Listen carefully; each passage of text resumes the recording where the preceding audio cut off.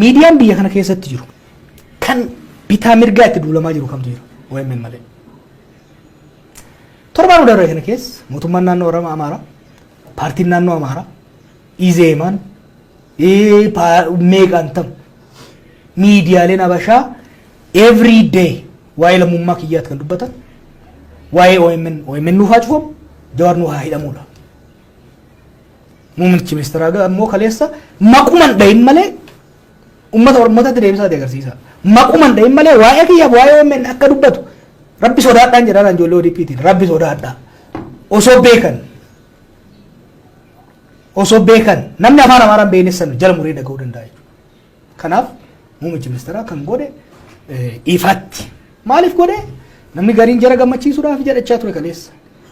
Ani immoo jara gammachiisuu isaa taatu nus doorsuudhaaf haa taatu paarlaamaa dubbachuun qabu ture. Ani isaaf yaaddaa ture kaleessa isaaf maaliif waan rabbiin beekamu diina baay'ee qabna akka Oromootti. Diinonni akka wal nyaannu barbaadan baay'ee.